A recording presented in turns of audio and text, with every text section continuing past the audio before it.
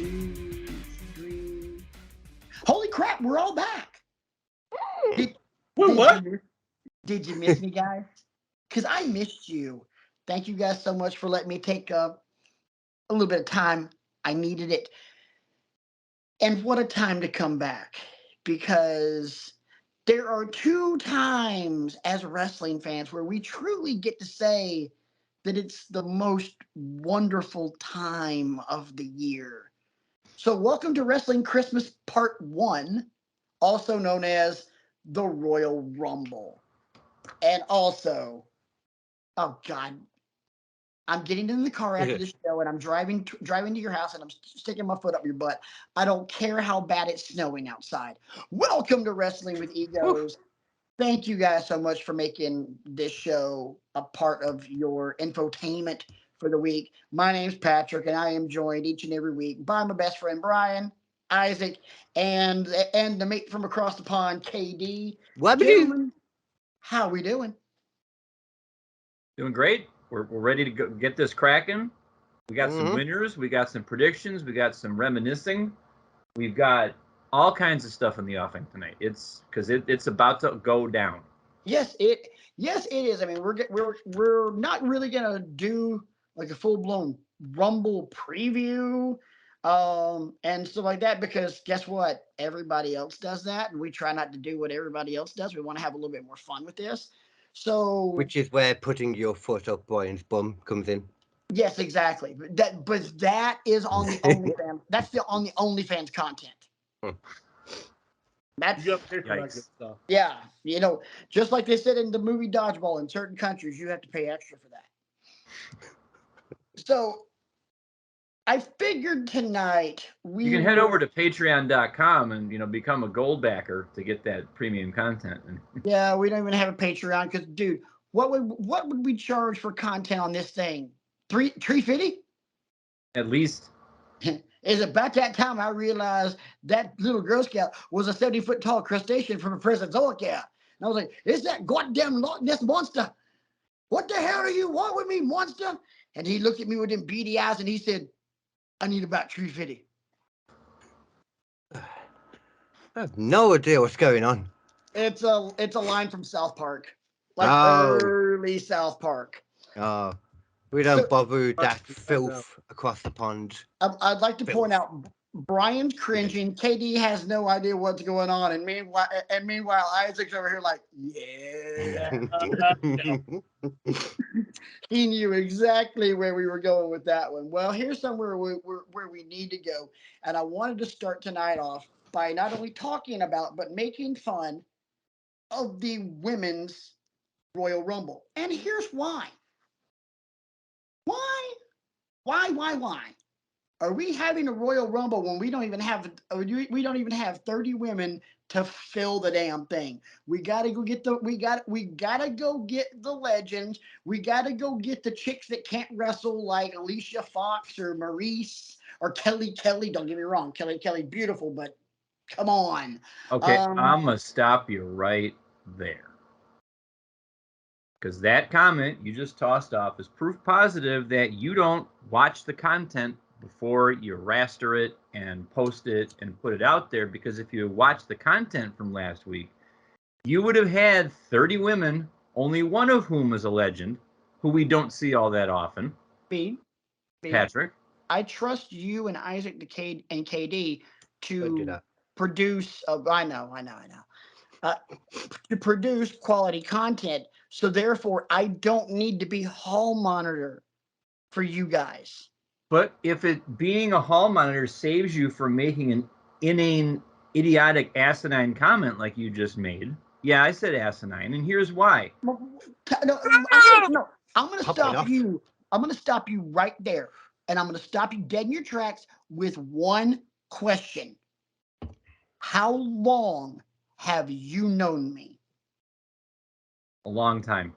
When has anything ever stopped me from making an asinine statement or asking an asinine question? It hasn't. That doesn't mean I can keep trying. Allow. Maybe this will be the time. I present to you now. Can't stop, won't stop. I present to you now Brian's vision for the Women's Royal Rumble, because this poor unfortunate soul over there drinking from the beer stein seems to think that they got to trot out all the legends in again. And quite frankly, I'm getting tired of that, because it gives you that perception, Patrick, that you just said, that they don't have a deep enough roster to pull off a Rumble without Trish Stratus and Lita and Kelly and Maurice and all those people. So here's the first 10. Liv Morgan, Gigi Dolan, Zelina Vega, Ronda Rousey, Mia Yim, Asuka, Nikki Cross, Meiko Satomura, Dana Brooke, Raquel Rodriguez. They haven't used Meiko Satomura since Worlds Collide. I don't even know. Doesn't matter. Who is that? I don't know who that is. Meiko Satomura was the NXT UK Women's Champ before she lost the title at Worlds Collide to Mandy Rose. Oh, okay.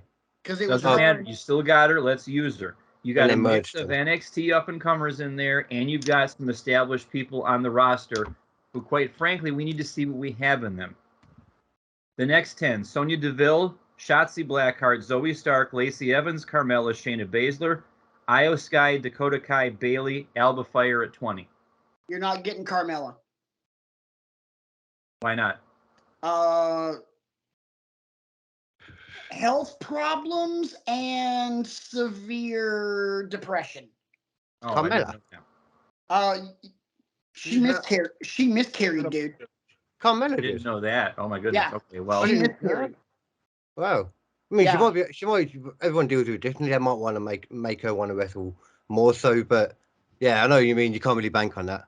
Then actually, I'll give Carmella's spot to a shout that Isaac gave us last week. He gave us a good shout. Maybe Scarlett gets in. Oh yeah, she hasn't been wrestling lately. Doing the ring. So Isaac, I'll add you in there for that. And she does know how to work.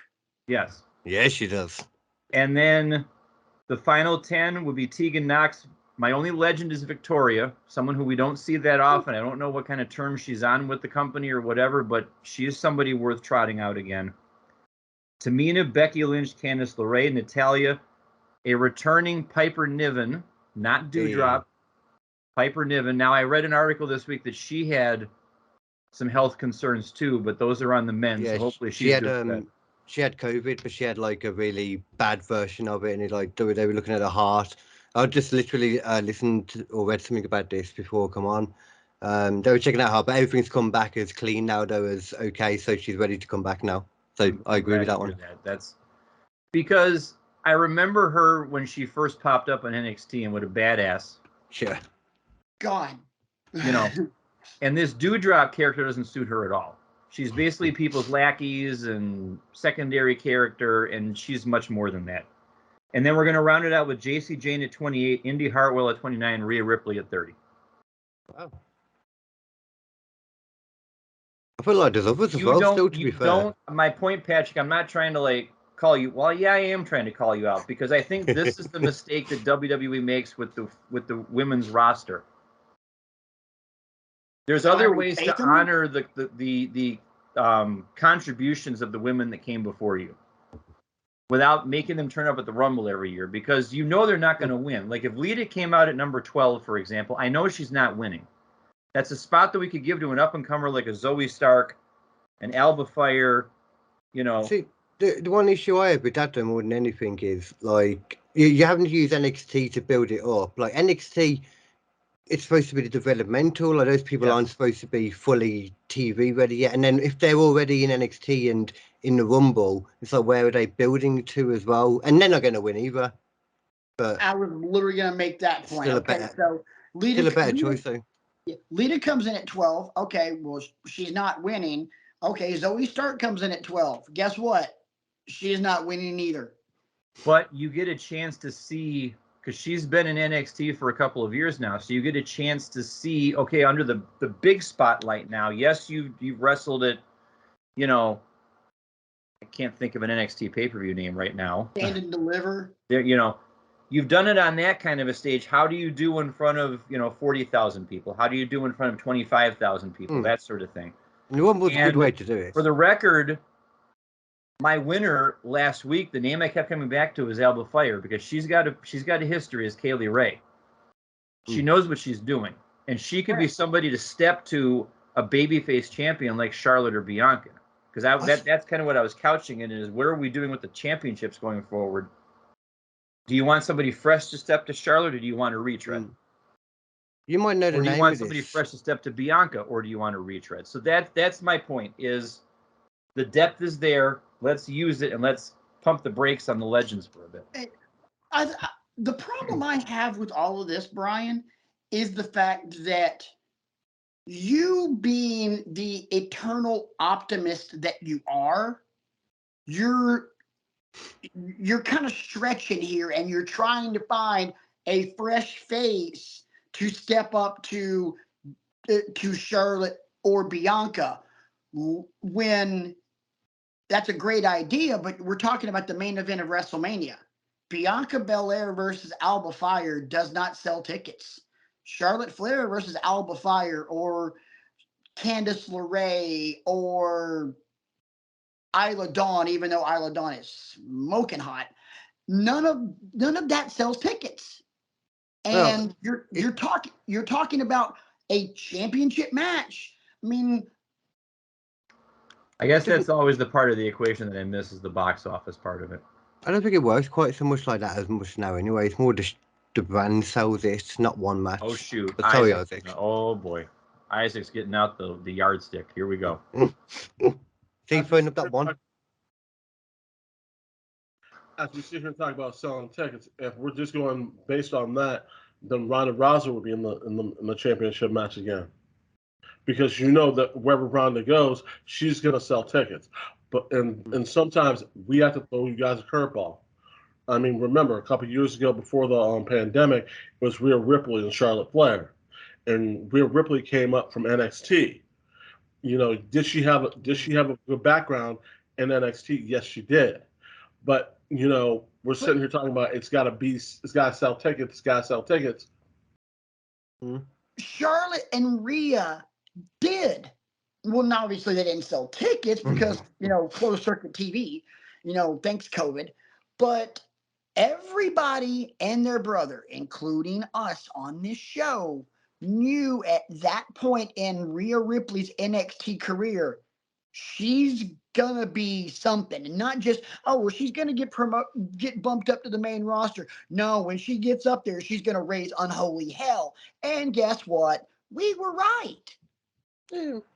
So all that was just a teaser for what we got a year later when she goes to WrestleMania and beats Asuka for the title. Literally, that's all that was. So Rhea is an exception to the rule, because we all knew, we could see, a year down the line and go, okay, that girl's going to be hell on wheels. I mean, just like a lot of people, myself included, thought when Drew McIntyre came back, Drew's gonna be world champion. Mm-hmm. I mean, there are some things in wrestling, if you've been watching it long enough, you can see coming from a mile away. Yeah, definitely. And Rhea, we could see coming from a mile away.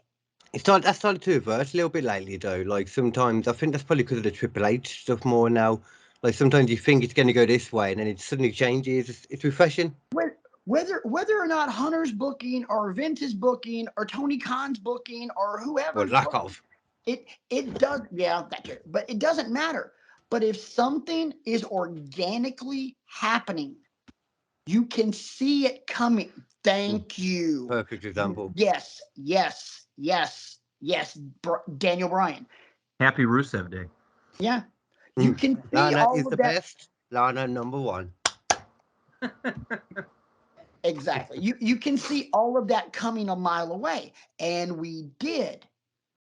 So what you're saying is what I'm trying to do is too much of forcing something to happen when it isn't ready to happen yet. I'll phrase it a different way. You're trying to be too cute. I mean, I look at it as I'm trying to see what I have. I can't see what I have if I don't trot these people out and try them in situations like this. You don't try to see what you have by putting them in the ring with Tyson Fury. You see what you have by putting them in the ring with someone a little bit above their level. Not not the upper echelon of the business in the biggest stage of them all. I mean, that's literally like putting a rookie who has 0 snaps to his professional career as the starter for the Super Bowl. Well, I mean, Right. it's about to happen. No, because Brock Purdy does not have 0 snaps to his credit. Brock Purdy has been putting them in there. Purdy has been an axe murderer ever since he got the start for San Francisco. Oh, American football is a strange sport if they have axe murderers as the fun guys. Well, have you looked at the Hall of Fame and who's in there? Ray Lewis. God. Ray Let's Lewis. talk about axe murderers. Let's talk about everyone that sits there and those. Ray Rice. What the hell did he do? He beat the Ray Lewis. Jim Brown. Ray Rice is not in Canton. Ray Lewis is, and Ray Lewis was involved in conspiracy for murder. Yeah, Ray Lewis is in there. Jim Brown threw somebody off a building. Jesus. But hey, but we look the other way because they're great players, right? Yeah. I got Happens over here with actual football too. I got one better for you. OJ. Yeah. Oh God. He got taken out the Pingo, didn't he, in the end? Okay, he might have been taken out, but guess what? He was still elected. Yeah. He was still elected. He still won a Heisman Trophy. Guess what? He's still a Hall of Famer. Annoyingly with him, though, he was found innocent, so you can't even argue it that much. Legally, he was found innocent in it somehow. If I had the best lawyers in the world, I'd be found innocent after I murdered somebody in cold blood and have the blood on my hands and looking like I just came from a fight with Abdullah the Butcher. There's a lot of evidence for the fact it might have been his son, which is really interesting. But either way, Anyway, look, thank you, Brian. Brian's pulling the rope back because we're starting to turn this into a true crime podcast. Oh yeah, that's my other podcast. Down right here to the arm of my chair. So anyway, are you at least a little bit proud of me, Patrick, that I was able to come up with 30 names? Yes, I was. Okay. You at least can see that there's some basics of truth.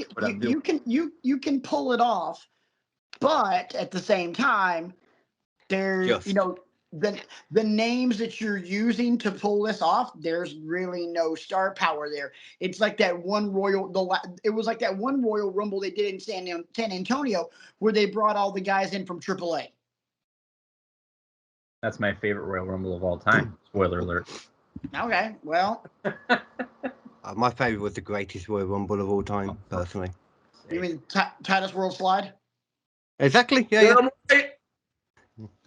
What, Isaac? Slid in the second base. World Slide. That was amazing, that was. Oh, I hope we get a moment like that again this year. Let's pray for that. God, I would cry. I literally would cry.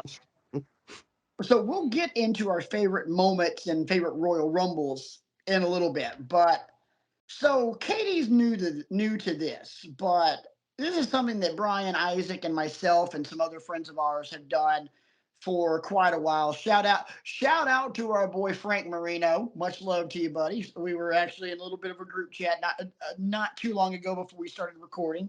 Hashtag friend of show.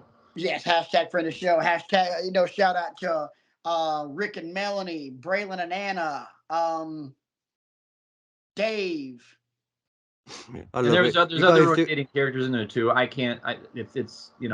just not back to the point where we want to do all that. And to be fair, when the pay-per-views are 5.5 hours, it's a big ask. That's a big reason we put them on pause. And they were also 5.5 hours on a Sunday. Yes. Yeah. And now there's other people in their house. We also want to shout out to Brian for letting us come to his house and run his house over when we had it. So we got to say thank you. Let's not get it twisted here. You tried to run the house over, but the Lovebird lays the law down. Well, we all know the Lovebird lays the law down, but we are kind of loud up in that motherfucker. Yeah, this is true, but Mrs. C over there. That's the hammer right there. She's you know what hurts? The hammer. Yes. Yeah, it does. So anyway, what I was gonna say is we would always do these stupid little prop bets just to entertain ourselves during the show, and we kept a running total and literally had a championship at the end of Survivor Series. It was I like that. It was good stuff. So I have prepared 5 questions for you guys, both 5 for the men and 5 for the women. Cinco. 3 ain't enough, man. I need 5. Anyway, moving right along. So let's start with the men. What number will the winner draw closest to it wins, and you can go over? Okay.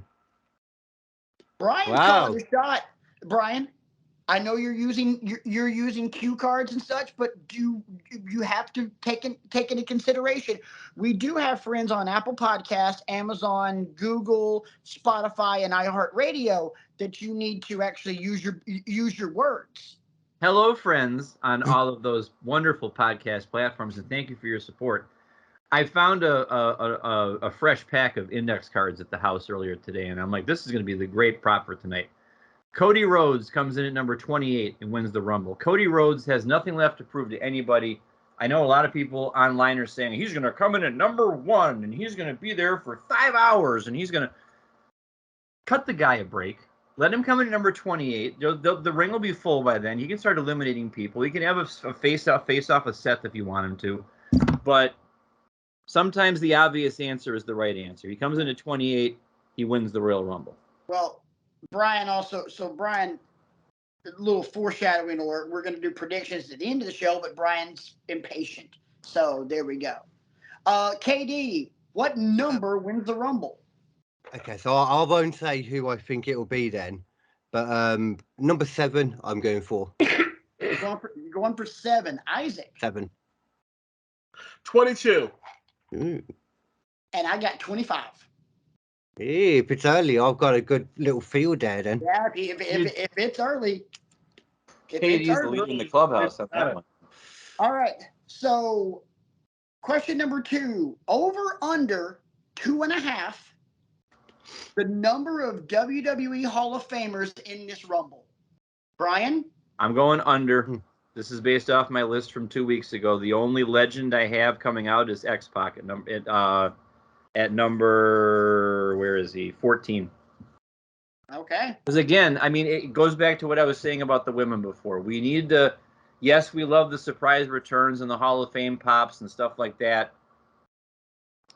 You've got people in your employ that you need to see what you have with them. People like Karrion Kross and people like Solo Sikoa and people like that, Montez Ford. Let's give them those spots that you would normally, Would we love to see Kurt Angle in the Rumble again? Sure.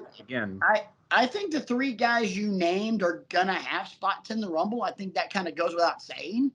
I don't necessarily think those 3 guys are fringe. Yeah. I think they're they're definitely getting spots in the Rumble. But Brian's sticking to a narrative on this show, ladies and gentlemen. And the narrative is let's go with the people we got in the building. Yes, and let's get as cute as possible with it. And it's not cute, dude. Yeah, it is. I'm not trying to be cute. Yeah, fair play. Fair play for everyone. This isn't a meritocracy. I didn't say fair play for everyone. Only one person's winning them. It's That's not me. everybody jump over the rope at the same time and we all win. Yay! But guess what? If Brian's booking it, everybody gets a trophy. Not true. Not true. Because something else I said was that it's not just, I can't just book it so that Finn Balor, Bayley, and Samoa Joe win all the time. I mean, Samoa Joe's not even with the company anymore. I don't have anything for Finn Balor and Bayley on these sheets. That would not stop you from booking Samoa Joe to win the Royal Rumble. What do you mean it doesn't work here? And it wouldn't surprise me. Let's just leave it at that. No, he would come in at number 31 and win the Rumble. What do you mean? He doesn't work here. Isaac, over under 2.5 legends. Over. I agree. I got 4. I got 3. KD?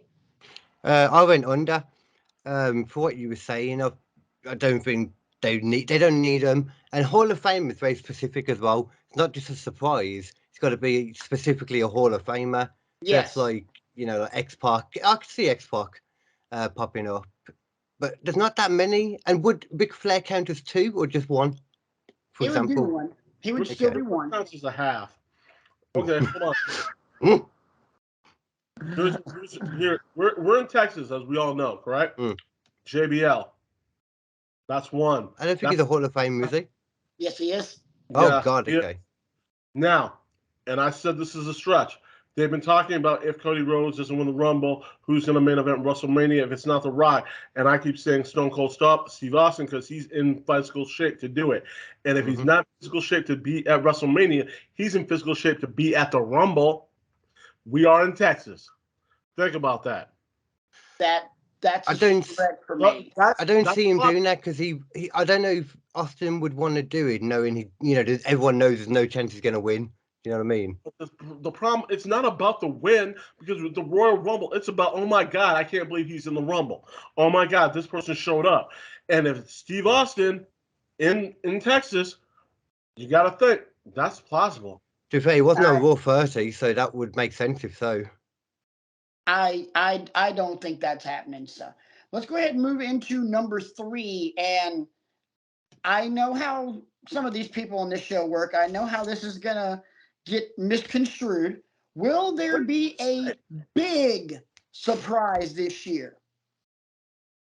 If you look up the word surprise in the dictionary, it's something. No, it's something that you were not expecting. Okay, so all of these rumors that we're hearing about this person, that person, it's really not a surprise, is it? Yeah. Everybody's talking about it. So here's my big surprise. Oh my God! Every year you do the Great every Muta. year. Not even it'll be in the Rumble. It's just your great surprise is the Great Muta. That would be a surprise for me. KD, thank you for reading off his cue card. I appreciate it. I just said I didn't hear you. Well, because you were too busy. Yeah, you were too busy. Giving me grief about the setup and before the punchline. Yeah, because you do this every year. Like, well, if you don't expect it, it's a surprise. I'm like, okay, big surprise, like Edge coming out a couple years ago. That was a big one. You don't think the Great Muta coming into a WWE ring counts as a big surprise? I did not say that. I was talking about you giving us Webster's definition of the word surprise. Oh my goodness. Guys, God knows why on that image, on the episode image, I put Patrick and Brian fighting in the middle. I know, right? God knows. By the way, things I do for God and country around here. Shout out to KD for the new logo image that we're getting. Hell, it's freaking gorgeous, man. Toast to you. Isaac, how about you? Big surprise this year, and if so, who? I originally was gonna go Stone Cold, not just because he was in Texas. So I will still stick with that. KD, we'll go to you last. I don't know why I'm doing this. I really think it's highly illogical for it to be this guy, but something's telling me Big E. Ooh, I did say that before. I said that on another show. Something's telling me Big E. And for the record, circling back, if Brian ends up being right, KD will hear me screaming all the way over in Birmingham, England, because I will lose my freaking mind. And this is not an original thought for me, because I've heard other people reference if WWE let Shinsuke Nakamura go over to Noah on around New Year's to wrestle Great Muta, then maybe there's some reciprocation of some kind where. The only thing I'm not 100% sold on is technically Muta just had his last match in the 6-man tag where he was teamed up with Darby Allin and Sting. Right. Mm-hmm. Okay. So I don't know, but I'm still saying if that ends up being right, I'm going to shit myself. Because he's never worked for the company in any capacity, correct? No. Okay. WCW, that was it. Okay, I want to make sure I had my history and lineage correct and everything like that. No. W. You're right. Yeah. And by Great Muta or Muta? Yeah. Okay. Yeah. But yeah, mine, Biggie. KD, how about you? Yes, I think there'll be a big surprise. Well, I'm gonna say I wouldn't consider this a big surprise, but I know other people would if he did pop up. Because I've heard little rumors too. But Jay White, people like him. I think he'll pop up. Well, That would not be a big. That would not be a surprise. That would be a monumentally huge surprise. Oh, there's- That would be cataclysmic. If I think there's a good chance of that. if Switchblade Jay White is in the Royal Rumble, Jesus, Then That- that changes the game a little bit. that would be on the level of AJ. Yeah, Yeah. that's a bit strong. No, it's not. No, it's Eh? not. Oh, Jay it's not. White is legit. You know, he can talk, he can wrestle. Doesn't matter who he's in the ring with. You know, The man can cut a promo by saying the F word over and over again, and that be the only thing he says. I don't think that's going to get played on WWE television. Anyway, let's go ahead and move on. Number 4, over under 4.5. How many people will it take to eliminate Omos? under, because Bobby Lashley can do it all by himself. You went exactly where I went. That's exactly how I went with it. That's what you got. Yeah, same. It's exactly the same. I have something. How is any one man going to eliminate Omos? I have something similar, but it's not Bobby Lashley. It's Brock. Yeah. Mm. I'm going differently than all y'all. I'm saying 7. It's gonna be because Omos is gonna be in there early. Yes. You're not bringing Bobby out. You're not bringing Brock out till later. When No. you're in the teens. No. Brock will be. Omos will clear the ring. We're gonna be into the late teens, 17, 18, 19. Brock's gonna come out, and Brock's gonna dump his ass in less than a minute. If it's Bobby, it will key in a lot more to the MVP storyline, though, Right. which is one part I like about it. Right, it would, but it's Brock. And I didn't even have Bobby in my 30 because I had him wrestling for the United States Championship the same night. And when I talked to Isaac and KD about this, I didn't want people pulling double duty. Well, I'm He's trying to not get though, away is from he? that too. we have That happened on Monday. He's not. I don't think. Yeah. And you know, things change. You know, I get it. I mean, hell, people pull double duty all the time. Lesnar lost the title to Lashley last year, and it was number 30. We've seen it before. I know. Finally, number 5. Yes or no? Will we see the return in any way, shape, or form of one Patrick Justin McAfee? I'll go last on this one. Well, I'll just say simply, yeah, definitely. Well, not definitely, but very likely. I say yes as well. I say no. Okay. I'm gonna say yes. It seems like a good time for PM to put it down. I didn't think about him when I was booking it, but you know, his college football game day requirements are over with. You know, because the college football season's over with. Shout out to RJ for your Georgia Bulldogs as national champion. Yeah, I know, but you know, I mean, this is a good way to get Pat back into the fold. You know, because Pat is surprisingly adept in the ring. We all know how great he is on the mic, but he's more than acquitted himself over and over and over again in the ring. I don't have him in the ring. I have him sitting right next to Michael Cole.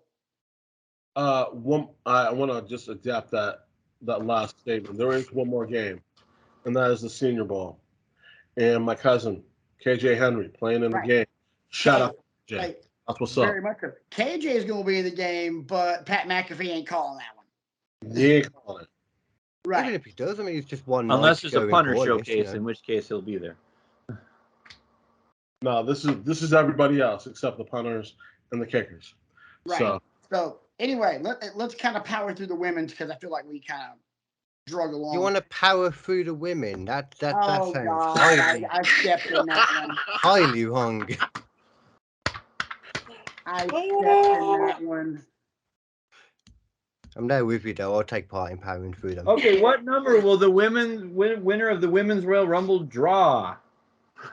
Mm. I've got number 30 because Rhea Ripley is going to win the Royal Rumble from number 30. It's her time. Echo exactly what Brian said. It's Rhea and it's number 30. I'll give my prediction then on this one. I also think it's Rhea, but I put 27. Okay, Isaac. I go half on what everyone said. I say it is not going to be Rhea. I say it's going to be Raquel Rodriguez at 27. Okay. Okay.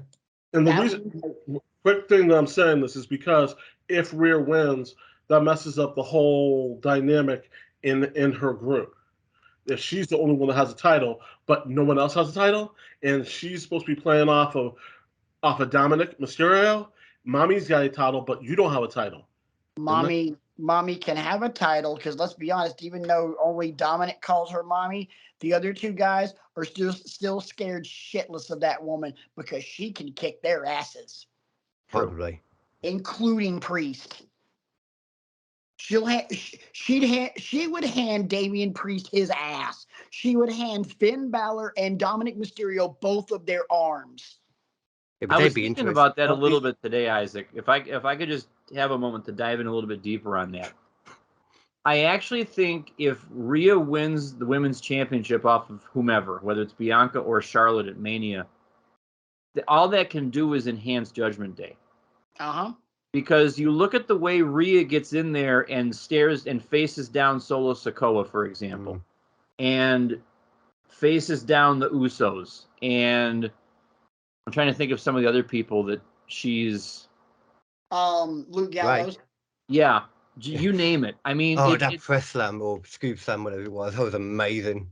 Rhea's and don't take this the wrong way. Rhea is giving off serious China vibes to me, but Rhea is infinitely a better worker than China was. Yeah, I agree with that. I'm not trying to disrespect the memory of China at all, but it's true though. I just thought of something. Big surprise for the men's Rumble, Rhea. No. That would be. Well, they did Nia, didn't they? But Nia, yeah, but they also made Nia look like crap. Beth Phoenix was in there and she handled herself. We have been teasing Rhea getting involved with the men multiple times in the last couple of months on Raw. This would be the perfect time to pull the trigger. Good. You're right. Good example. That would constitute a big surprise. That would be huge. I just don't want to see that without them being able to hit saying this is a weird thing to say, without them being able to hit the women back. Because if you're not going to wrestle fully, then it's pointless. And I think on the Indies they still fight each other, don't they? Right. It's not like they're really hitting each other. Right. But at the same time, look a few years ago with Nia Jax. I mean, there was a zigzag, there was a RKO, and there was a 619.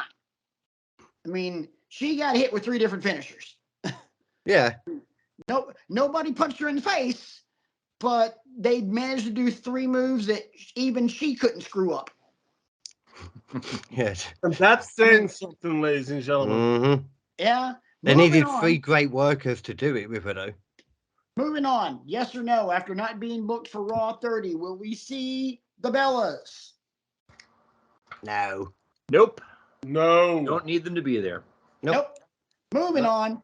Actually, you skipped one. The number of Hall of Famers in the Rumble. I have 0 because Victoria is my only legend, and she is not in the Hall of Fame. I say over. I say over. I say that Brian's fantasy land is not, possible. Sorry, buddy. No. Okay. There'll be a lot of NXT in there. I agree with that. Oh yeah, but there'll be at least 3. Michelle McCool will be in the Rumble. She's always in the Rumble. Number 4, number of former WWE Divas champions entered. I've got under because none of my entrants were around for that. Right, because Fantasyland, we're gonna go with. But if we're gonna go Michelle with people McCool that does could. show up, it would still be under because that's only one. Well, because But Mickey Well, wait a minute. James Was around Natalia? there. Yeah, Yes. Natalia was. Natty? definitely. Okay, then I have one on my list. If Natty was the Divas champion, then yes. You know what? Actually, there's not that many because even like Mickey James and Lita, they were all women's, weren't they? Before we went to Divas. They were women's champions. Yeah. But I mean, we're talking people like Eve Torres and Kelly Kelly and either one of the Bellas or Beth Phoenix. Layla, people like that. Santina Marella. Oh, for Christ's sake! Santina never won the title. She won Miss WrestleMania. Oh yeah. Number 5. Will either of the last 2 women standing be American? Yes, because Rhea will toss Bailey out as they'll be the final 2. No, because Rhea will eliminate Becky. I don't agree with that. I specifically disagree with that. But go ahead, Isaac. Sorry, I thought you were going to jump in. No, because Raquel will throw out Rhea. So you say yes, there's an American. She's Mexican. She's from Texas. Yes, she's of Mexican descent, but listen to where they bill her from. Grand River Valley, Texas. I apologize, ladies and gentlemen. That's my mess up. KD, you were saying you disagree with me wholeheartedly. Why? If it's Becky in there, then I think she'll go to like 3rd, and for her to get eliminated, I think it will be Bailey and Damage Control eliminating her. And if that's the case, they're not going to do that when it's just the 2 of them. That's going to be to go down to the last 2, which I think will be Rhea Ripley and Liv Morgan, maybe going from like the beginning, being like an Iron Woman. So I think she's American. I like that too. I like that too. All right, so there's our prop bets. We'll see how we do come tomorrow night. We'll probably be way off on most of them. We always are. Yeah. We always are. This is what we do. We do this better than anybody. So moving on. We could do one more, just for the one good of one as well, or just an opinion. Do we think Sammy's going to be in the Rumble? Yes, he will. Yes. Oh, I think no. So freaking lootly. Yes. I have him at number 25. If he's in there, then surely you've got to make him win. Otherwise, you're going to have another Batista, Daniel Bryan thing. Possibly, anyway. I don't know if Triple H want to risk that. My theory on that is, Katie, don't forget where Elimination Chamber is happening. Yeah. Elimination Chamber is happening in Montreal. Right. Something I've been saying all along, and so is Patrick, I think, too, that his come up or his shot at all the glory happens there because can you imagine that crowd behind him? They won't be throwing their ones up that night in Montreal. They will be roundly booing the Bloodline. Right. If what we think is going to happen actually comes to pass. And I think it all culminates, whoever wins the Rumble's beating Roman, and KO and Sammy are beating the Usos. Yeah, I'd prefer that. I think that's going to happen. Don't get me wrong. In a perfect world, in the way Brian Kriego writes these things, where it's all sunshine and rainbows. I'm sorry. I love you, man. But do you though? Because the horse is already dead, dude, and you keep flogging that thing and just going back for 12ths and 13ths. Sorry, the horse has been dead for about a decade, and I'm still beating it. So yes, this is the song that never ends. I'm sure that's got to be illegal if you're literally physically abusing a dead animal. Luckily, it's just a figure of speech. Oh, that's okay. Okay. All right. So But I think that a chamber though in Montreal, that's more than anything. Imagine what that crowd would be like. Oh my God! Yeah. That's where they kicked out of the Bloodline. What I was gonna say is, in a perfect world, Sammy wins the Rumble. Sammy beats Roman. but And you have the they're baby not face of all baby faces. right. But I don't think they would do. I don't think No. I don't think they have the balls to pull that trigger. They did it once with Daniel Bryan. I don't think they have the balls to do it again. I never did it with Brian either, really. Yeah, Yes, well, they did. they Win the pulled the Rumble. trigger. They were forced to. Right. But yeah, but I mean, he didn't win the Rumble though. No, but he still won at Mania. That's still pulling the trigger in terms of that. I mean, this would be their way to do it for Mania is have Sammy win it. But they don't have the balls to do it. So the next best thing is Sammy and KO beat the Usos for the tag titles. And there you go. Be interesting to see how he gets there as well. Yeah. Parenthetically, that tribal court was the best part of Raw 30 by Oh my God, by far a and country away. mile. Far and away. That I am finding it very hard to find anything better written in the last 20 years of wrestling than this storyline and the build up to the Fiend. The two best written pieces of storyline in wrestling I've ever seen. And one of them paid off very well. We're looking to see how the other one pays off. And hopefully this one pays off. This one doesn't pay off as shitty as Starrcade 98. Oh God. But I still got that stuck in my craw, damn it. When did the Fiend go well? Because didn't that end up with Seth Rollins in the cell? That wasn't a good ending. No, I was saying in terms of it paying off. Yeah, The anticipation of, what the hell are they doing with the Firefly Funhouse? Oh, that's what they're doing. Oh, okay. So literally, okay. Yeah. I'm with you. When that was all going on, we would spend a half an hour on this show talking about what happened this week on the Firefly Funhouse and where we're leading to. And I'm driving Brian nuts with it because I am head first down that rabbit hole, man. I can imagine, to be fair. Literally. And rabbit. Say what? Literally down the rabbit hole. Yeah. Oh, and by the way, I'm doing it again right now with what's going on with Bray. I just find it fascinating.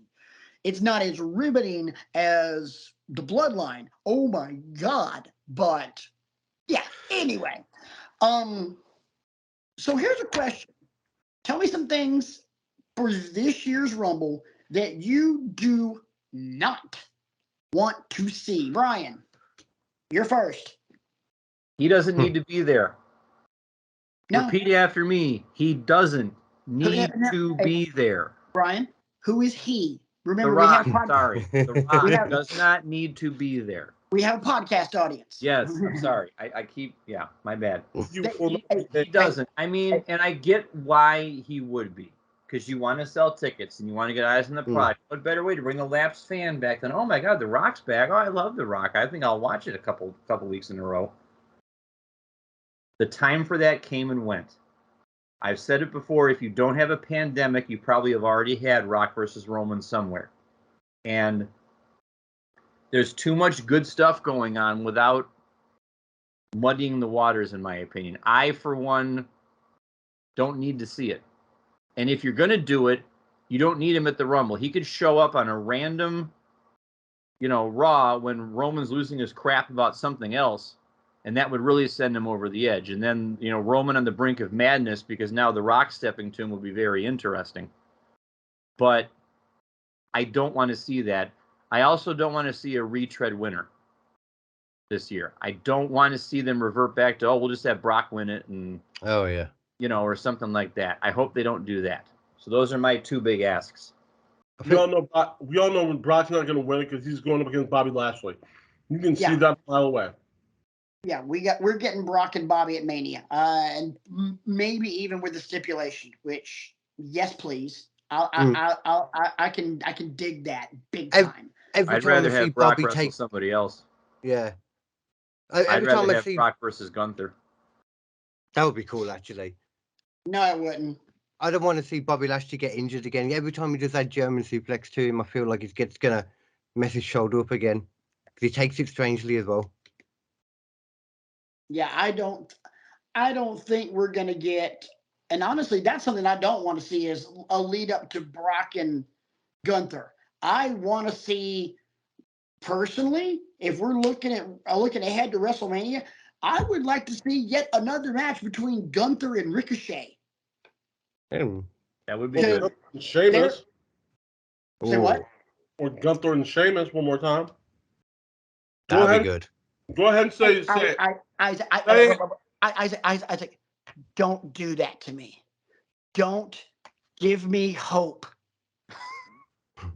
Don't. Let me make Brian cringe a little bit. Don't threaten me with a good time. Damn right. Don't threaten me with a good time with Sheamus and Gunther one more time. Daddy likey. Big meat slapping, big meat. big me slapper meat. Oh, good God. Please. No, to hell with Gunther and Ricochet. Give me that again. First gotta die loses. Exactly. I don't want to see The Rock. I personally think if The Rock shows up, it derails everything that we've been building up towards. It is, I mean, it's not even just a derailment. It is literally nuking the railroad tracks. I mean, you go scorched earth on a storyline that you have Cultivated and nursed along. It torches all the goodwill that Cody has built up. It torches all the goodwill that Sami Zayn has built up, because the casual person's gonna be like, well, why would you bring him back other than to win the Rumble one more time and win the belt one more time and yada yada yada. Right. Or we literally get a repeat of WrestleMania 30. The Rock comes in. The Rock wins the Rumble, and everybody's pissed because we wanted Cody, we wanted Seth, we wanted Sami. We didn't get any of them. We didn't get any of them. One of them may not even be in the Rumble because we had to give that spot to Dwayne. I mean, we could literally, if The Rock shows up in the Rumble, we could literally be getting a repeat of WrestleMania 30. Somebody in the main event that we don't want. And we either have to watch a shitty main event, which I won't watch. That will be the point where I will turn the damn TV off and go to bed.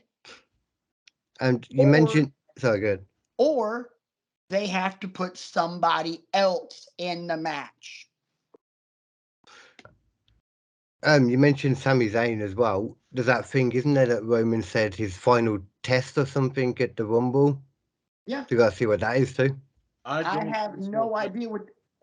Obviously, it's gonna be something that has to do with Sami helping Roman beat KO.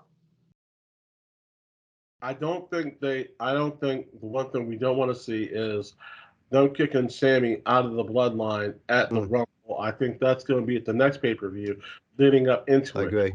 You guys are saying, I'm just saying, and we all know what's happening because we all can see the future. No, I see what you're talking about happening in between. Something happens at the Rumble, and now Roman finds him guilty, and now he's out. KO makes the save, and now Sami has a shot at Roman at Elimination Chamber in Montreal. Yeah, see, I think all that's going to go down in Montreal at the Elimination Chamber. The sympathy from that crowd, man. The only reason I'm saying that is we said we don't want to see. We don't want to see Sami, the full breakdown of Sami Zayn out of the bloodline at the Royal Rumble. That's all I'm saying. I missed that. My bad. No problem. I mean, you do that at main event in Dubuque. is when you do that. When you can get the eyes on the product. Oh, Yeah. I'm sorry. You're right, B. You're totally right. So, excuse me. What's your favorite Rumble of all time, guys? Do you want my don't want to see? Oh, I thought you'd already went, KD. My apologies, man. No, that's cool. I've only got one anyway. I don't think everyone else likes it, to be honest, but I've never liked it and I will never like it. Another Kofi Kingston not eliminated spot. Like, some of them are okay, but then when you're putting pancakes on the floor and stepping on them, That then was funny. no, but in That that was case, funny. nobody's ever eliminated because everyone's wearing shoes, so their feet never touch the floor. I love You put that. it like that. I mean, Curtis Axel still hasn't been eliminated from the Royal Rumble. That one's legitimate, though. That one. That's just legitimate. Katie, that's awesome. Everybody's wearing shoes, Everyone- so they're all still. Look, everyone loves Kofi in the Mania, just like everyone loves, oh my gosh, everyone loves the Acclaimed. Everyone loves Kofi in the Mania, and give it to me, scissor me. Yeah, exactly. Everyone loves it, and you know you do. Wait, does work? So you don't. KD, calm down over there, bud. Knock shit down in We're that. rattling the artwork and stuff. I couldn't help it, man. The scissor energy got through me when I started doing it. Yeah, that's the effect it has on people. That's why you should only do it with a prescription. I learned this now. That's true. Or with a trusted partner. The more you know. Exactly. So Pregnant pause for the well, radio. if you do certain things with a trusted partner, you do definitely have a pregnant pause. Hey! Hey! Wow! Well So done. favorite Rumble of all time, guys. Wow, let's just sprint on past that. Can I just say I love shows like this because we have a very loose outline of what we want to do, and God only knows how badly we're going to derail this show, which, by the way, happens at least 5 times. I love you guys. So anyway, your favorite Royal Rumbles of all time, Brian. Earlier you said that the Rumble from San Antonio with all the AAA guys. Nope. I was kidding when I said that. I was trying to get a rise out of you, and I see that it worked. My favorite Rumble of all time is the one from New Orleans, Louisiana, Royal Rumble 2001. The one where Triple H came back after his quad injury and won it. I love the way it was structured. I love the way how Kane was kind of like the dominant through line through all of it. That was the one where you had Drew Carey trying to pay him off, and then you just climbed over the top rope and all that. Was this the year that Kane set the record? Yes. Yes, it was. Because that was the one Honky Tonk Man came in, and Yeah. I've never seen a guitar shatter quite like that. For the record, I mean that was like the perfect. I mean the guitar just disintegrated when he put it over Honky's head. Oh, I forgot about that. I mean it was a pretty just the fibers shattering everywhere and. Well, when you're that tall and you're swinging like that, I mean, yeah, I mean it's like friggin' Gallagher and a watermelon. Jeff Jarrett wishes he could swing a guitar like that. No, really. My favorite Rumble, I don't know what year, somebody can help me out, but it's the one from Madison Square Garden where Cena came back at number 30. Yeah. That's 2008, I think. 2008. Nobody saw that coming. Mm-hmm. His music hit that from a television standpoint, one of the 2 loudest pops I've ever heard in my life. Ironically enough, both of them happened in Madison Square Garden. Did he go on to win as well? Say what? Yes, Did he course. go? Yeah, he won would. that one. Yeah. He definitely won that. The other loud pop was the very first Elimination Chamber when Shawn won the title. Right. And the look, Triple H could just go into the Hall of Fame on his reactions to things. Now that one, he said was genuine because nobody had a clue. Right. I've talked before on the show at length about the sell job he did when Mick Foley took the mask off and became Cactus Jack. Yeah, that was amazing.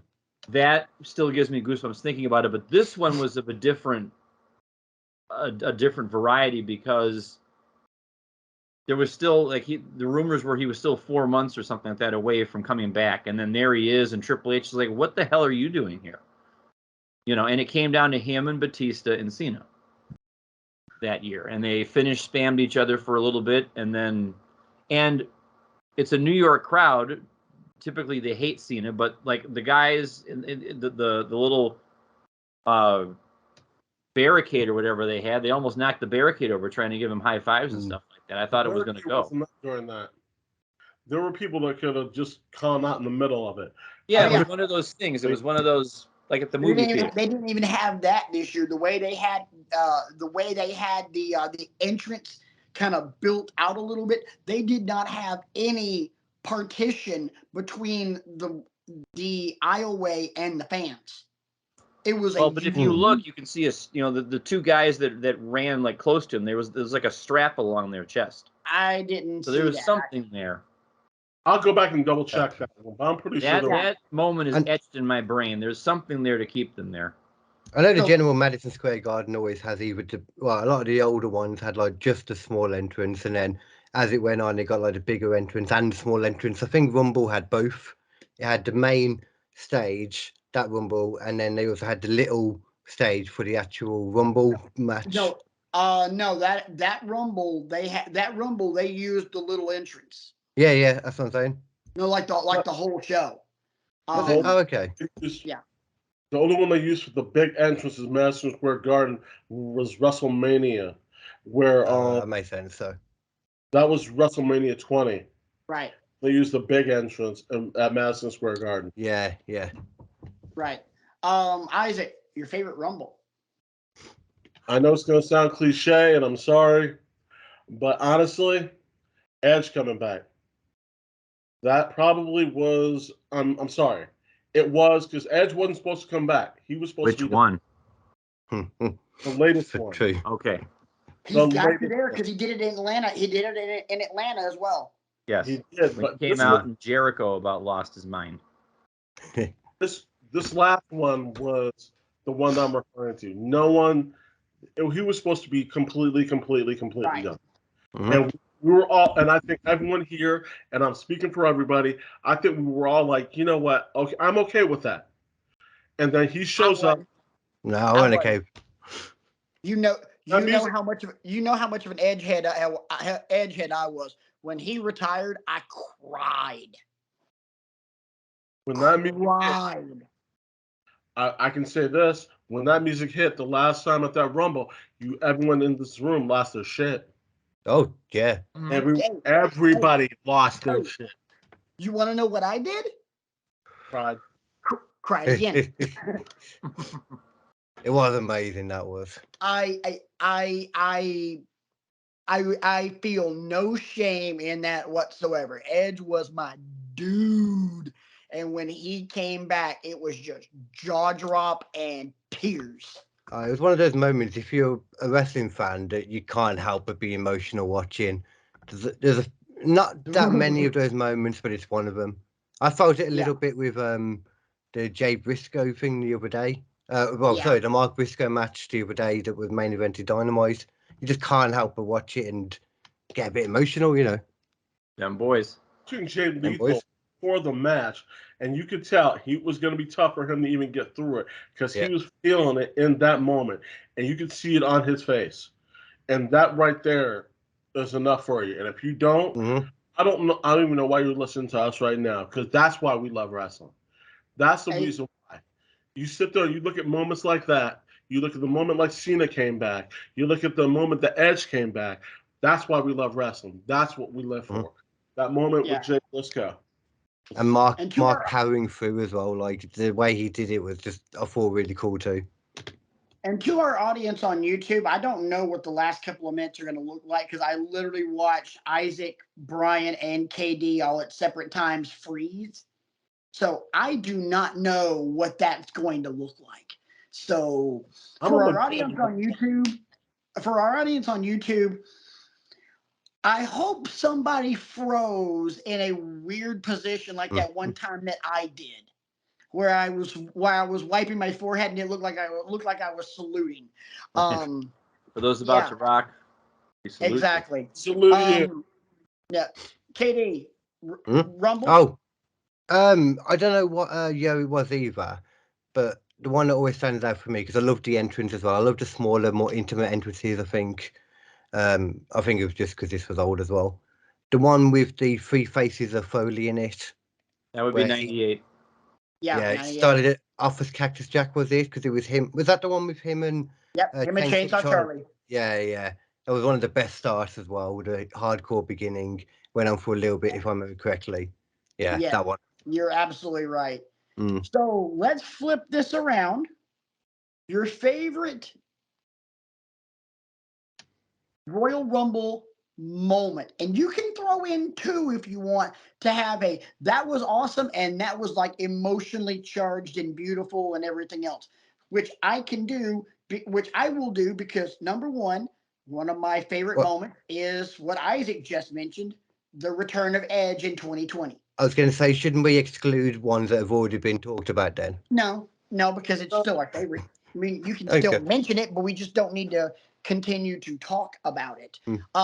My other favorite moment, and I'm going to hell for this one, the fact that I believe it was the Royal Rumble where we had the Triple H and Cactus Jack street fight. Yep, 2000.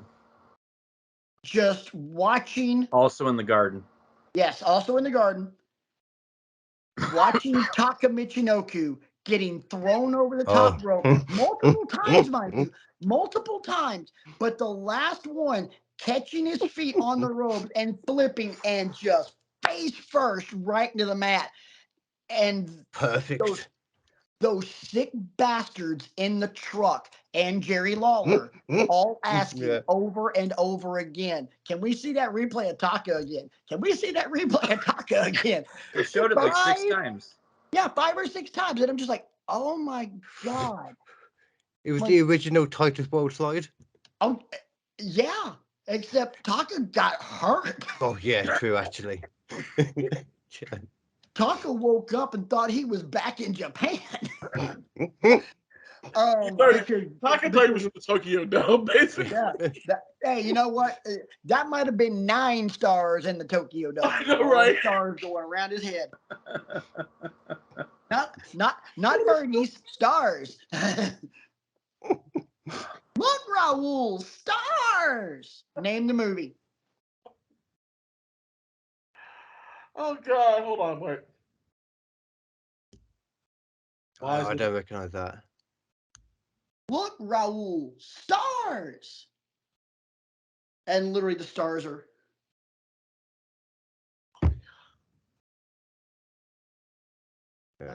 I can't remember. I'm sorry. I'm losing it. 2, 1. Who Framed Roger Rabbit? Oh. I should have known. I just saw it the other day too. That's great. In that one. That's a great movie. I'm not bad. I'm just drawn that way. Great line. Anyway, so those are mine. You know, I loved Edge coming back, and like I said, I'm going to hell for watching Taka get just pavement facial over and over again. The Rumble that. Actually, hold on a second. I misspoke earlier. Because the Rumble that I'm talking about in New Orleans, Triple H did not win that one. Austin won that one. So I misspoke. But this one is the next year where Triple H, because it was later that year that Triple H got hurt. Then he came back because the spot that I love from the one that Hunter won, Austin comes out, they have the stare down, and the very next person that comes out is the Hurricane. Oh my God! And he tries to choke slam. And the Hurricane tries to slam both. They've just been like going like this, and then the Hurricane does this, and and they all stand up and they look down at Hurricane like, and then they throw him out. For me, that's when the timing, the camera angles, all of it. Like, can you believe this guy? Get him out of here. And then for me, the other one was the novelty of the year. Punk started at number 1 and got on the microphone in between every elimination where he tried to, like, oh, you could be great in the straight edge society. Imagine the things that we could do. I forget the guys he was saying that to. Zack Ryder was one of them, and actually, I've been hearing a lot of people. If you're looking for a surprise return, as Matt Cardona could be one. I've heard that too. I like the one you bring up because it's funny as well because of how it ended. Because he's trying to preach his sermon to the great Khali, and he gets Khali to put his hand up, much like he did with everybody else, and then chop. Yeah. And the stuff that he's saying, he's trying to convert you, but he's also being a condescending prick at the same time. Oh yeah. So that just the novelty of somebody cutting a promo while competing in the Royal Rumble was cool for me. KD. So I got the first two that came to mind surprised me because they're from the same person as well. I think you mentioned earlier the Drew Carey one with Kane. Was there more than one of them? Nope, just that one. Just Drew was only in it the one time. Was he in like the Mania after or something? Because I always remember 2 different bits, but it must have not been a Rumble, the other one. No, Drew Carey, I think, only made 1 appearance. Yeah, he was in the ring by himself because the Hardy Boys eliminated themselves right before Drew came out. Took a spot away from Tiger Ali Singh. Can't believe it. This one I was just made. Do you remember? It must Talk have been like about the year the great before. wrestling timeline. What if Tiger Ali Singh had actually been in the Royal Rumble? We could have done some business. Moving on. I'm not even going to stretch that one out, Brian. Moving on. KD, Okay. what were you saying? the mental asylum people that came out to try and take Kane away. And then he beat them all down and eliminated himself while continuing to beat them all down. Yeah. Is that 97? I don't. That sounds like 97. He didn't pop up till 98. No, he was before that, wasn't he? I could have sworn that was after he unmasked. No, that was early. It was right at the beginning. Okay. And also, the Lesnar elimination, like from a couple of years back when he went like from number 1, didn't he, through and through, and like Drew came down at one point and he was the one that eliminated him, I think. Mm-hmm. That moment was it was really cool watching it. I remember at the time being into that. Oh, it was. And I remember doing the show, and I think it was at that point, Brian, I think it was me, you, and RJ. Yes. And I mentioned, like, whoever eliminates Brock is winning the Rumble. I think it's going to be Drew, but whoever eliminates Brock is winning the Rumble. Nice moment also from Brock during that Rumble was when Keith Lee came out. Oh my God! Yeah. Ooh. And him saying that kind of thing. Mother. Yeah, much like Rick Ross, you a big motherfucker. Yeah. But I mean, yeah. That one was cool, and that was just like a genuine reaction from Brock. Brock usually tries to tough guy everything. He's like, holy shit. So yeah, Isaac, you're up. I am thinking about Stone Cold Steve Austin when he won the Rumble and he was thrown out officially and then came back and threw out that was the one in San Antonio that Brian said he loved so much. I love that one. That was 96. Yeah. Thank you. That's the only one I've got. I got one other funny moment I just remembered. R-Truth running down to the ring, pulling out a ladder and trying to climb in front of it was money in the bank. There was a GIF of that on YouTube the other day. I forgot all about it. It was so good. Oh my God. I'm saying it right now. Whenever that man decides to hang it up, if he's not in the Hall of Fame the next year, it's a fucking Mhm. travesty. I agree. Yeah. Yeah, he'll mean- he'll waltz in. I mean, granted, the man never held major gold. He won the U.S. title. I think he might have won a tag title, and he's a 50 some odd, time 24/7 champ. Yeah, illustrious. But Had more title that- reigns than John Cena. So, oh yeah, this is true. But that man's a freaking treasure. That man. You made me think of another one with that then, in the same kind of vein. Santino Marella, when he just weirdly did really well. And I don't know about you guys, I believed that he was going to win at one point. If you remember what year that was. When you ran, You are mixing up the Royal Rumble with Elimination Chamber. No, Santino was like last for one of the Rumbles, I think. Oh, never mind. You're talking about the 40-man one because it came down to him and Alberto Del Rio. Oh, is that what it is? Oh, Yeah. okay. Sadly enough, that's a very forgettable Rumble, with the exception of one thing: Diesel making his appearance and Matt Striker live on pay-per-view. Holy shit! And that was the last we heard of Matt Striker on WWE TV. One other one, even though the person in question is just god awful, but with a tear in my eye. Ric Flair and that promo. Hell, the entire Rumble itself, because as we've said on this show countless times, Bobby Heenan on commentary during that Rumble. Gold.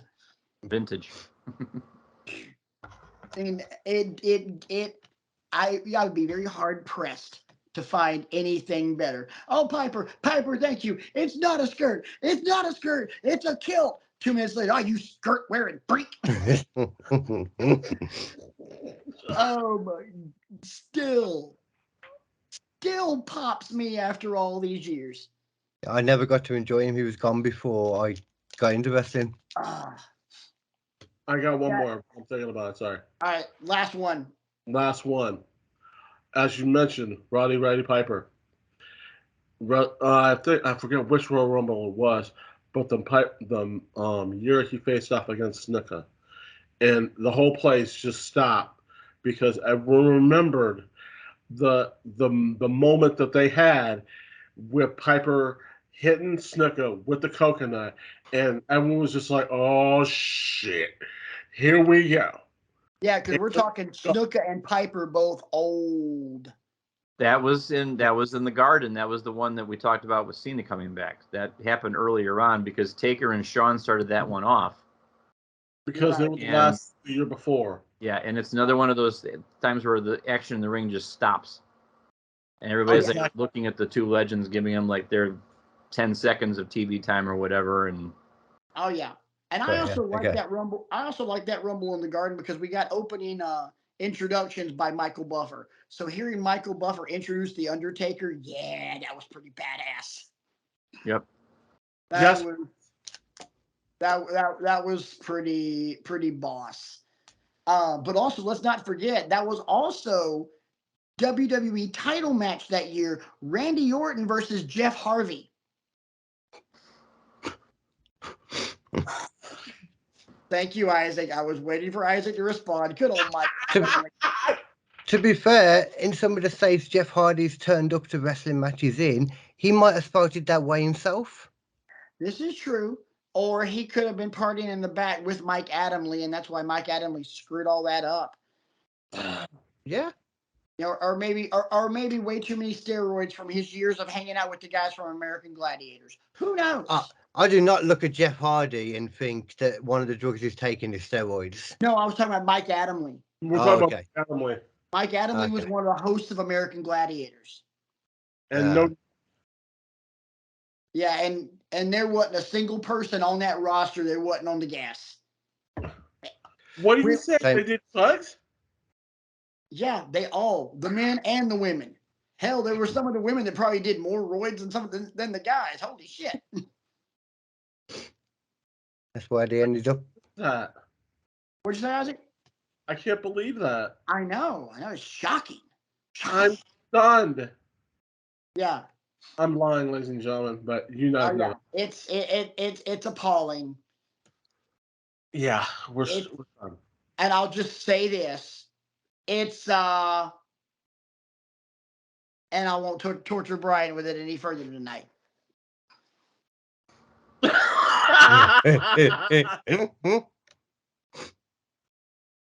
if you want to, it'll just I'll stop the streak of me saying that phrase, but we can still torture him if you want to do it. We won't do it tonight because we won't wait. We need to savor. It's something that we need to savor for later. Yeah. We'll get him. We got it. Oh yeah. We always know we can pull that out at any time. Anytime. And yeah, it's low hanging fruit, but we're not opposed to low hanging fruit on this show. Oh, Never no, have been, we're not. never will be. We're not opposed to going low. Well, It's a beautiful thing as well. Whoa. Oh, darn. Look at the time. We got to go. Y'all enjoy the Rumble because I know we're going to. Yeah, I get excited this time of the year. Yes, sir. I will not be here next week. I got to make a road trip next Saturday morning to Columbus, so I got to get up early. So these boys will be giving you the recap and all that good stuff. I will see you guys in a couple weeks. Gentlemen, y'all have fun. Hoorah. You will. Oh, I know you will. You had fun the last 2 weeks. See, you guys don't need me. Y'all don't need me. I can just edit the shows, and I promise to start getting them out on time. I personally think you're a very good host. Well, I appreciate that. Brian doesn't. Usually when we're just talking just between us and you guys aren't around, he's like, "Man, you fucking suck, dude. You are the drizzling shit, Squadron." Yes, if you check the official transcripts of our conversations, line number 3, Patrick, you fucking suck. Yes. No, a well-spoken man like Brian, who rarely even uses contractions, once told me, and I quote, "You're the drizzling shits."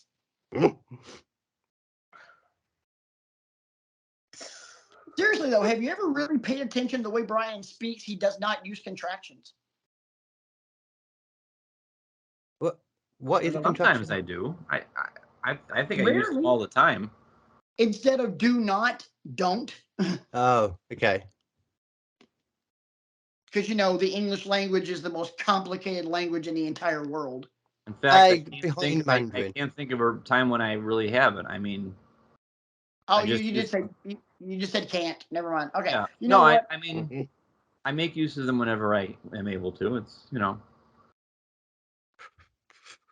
I was trying to make you sound more profound.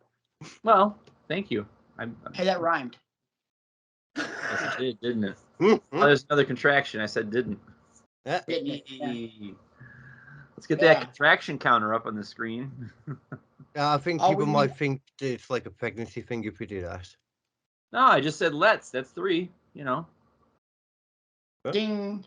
There's more with that. Anyway. Yeah. All we need now is to rewrite conjunction junction to contraction something. Contraction action. Same time. Jesus God, man. Done. Contraction action. What's your faction? Oh. Contraction faction. To the music playing. Katie, Thanks. Katie, are you familiar with Schoolhouse Rock? With Schoolhouse Rock? Yes. It was an it was an old show from the 80s that was educational animation. Katie, if you have access to Disney Plus over there, all the episodes are on Disney Plus. I will not watch it. In all honesty, like 80s stuff, like even like 80s English stuff doesn't interest me. 90s English stuff doesn't interest me. I was only born in the 90s anyway, so. But American stuff won't interest me. None of it will. So I'm a snob. So with old no, stuff. no Wallace and Gromit. No, I wouldn't pick to watch it now. Okay. I Wallace watched and Gromit, it. Wallace and Gromit was awesome, man. It's alright. I thought it was good. But yeah, It's good. Isaac, you're right. The music has been playing. So It's on a that means- loop now, as a matter of fact. Yeah, I know, right? I know, right? Right now, the guy doing post production on this is going, "Good God, Swan, God, shut up. Yeah, This is the That's 9th a time real- we played Sexy Boy because Shawn Michaels will not get out of the ring. man. It's like the ESPYs when Jim Valvano was giving his speech and they're trying to wrap him up. He's like, "I'm dying, piss off." Oh God! All right, we're out of here. Enjoy the Rumble. For KD, for Isaac, for Brian, I'm Patrick. This has been Wrestling with Egos, and it's the Rumble, and it's why we love wrestling. You got it. What would you?